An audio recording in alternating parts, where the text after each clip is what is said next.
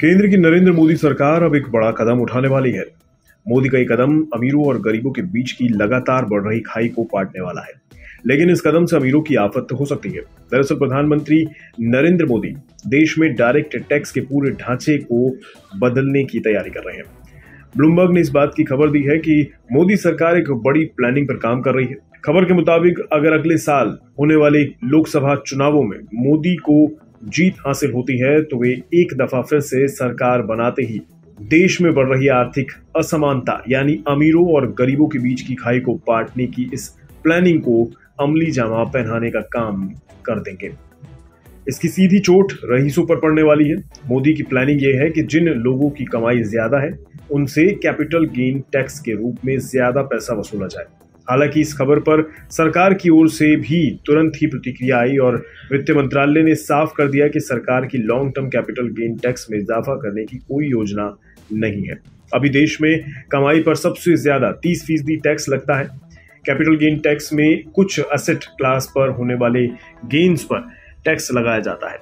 इनमें equity fund और stock भी आते हैं। हालांकि ये टैक्स कम दर पर लगता है। ब्लूमबर्ग की खबर आते ही शेयर बाजार में भी गिरावट दर्ज की गई और बेंचमार्क इंडेक्स 0.6% तक नीचे आ गया। हालांकि खबर में कहा गया है कि वित्त मंत्रालय को 2019 में प्रस्ताव दिए गए थे कि अब एक पैनल बनाकर इन्हें 2024 में लागू करने की योजना सरकार बना रही है। 2018 से 2022 के बीच देश में हर दिन 70 नए मिलीनियर्स बने हैं। दूसरी ओर गरीब और ज्यादा गरीब हुए हैं। ऑक्सफेम इंटरनेशनल की रिपोर्ट में कहा गया है कि भारत की टॉप 10% आबादी के पास देश की 77% संपत्ति है।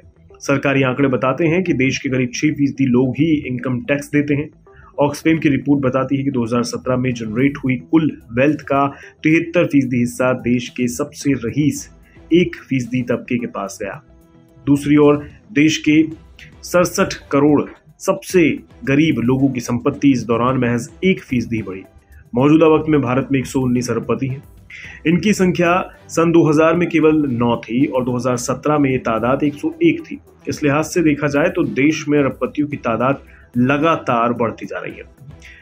कई रिपोर्ट्स इस बात की तस्दीक भी करती हैं कि बीते कुछ वर्षों में भारत में अमीर जहां और अमीर हुए हैं, वहीं गरीब और ज्यादा गरीबी की खाई में चले गए हैं।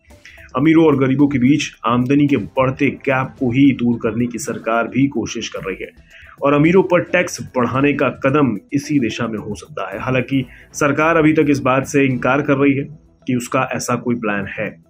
अगले साल चुनाव है और ऐसे में सरकार अभी से किसी भी तबके को नाराज करने का जोखिम शायद ही ले।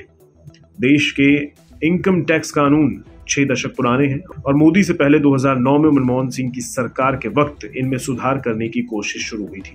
हालांकि तब भी ये काम पूरा नहीं हो पाया। अब करीब 14 साल बाद मोदी सरकार इस काम पर फिर से कदम उठा सकती है। हालांकि क्या टैक्स कानूनों की ओवरवेलमिंग का काम अगले साल सरकार करेगी या नहीं, ये एक बड़ा सवाल है।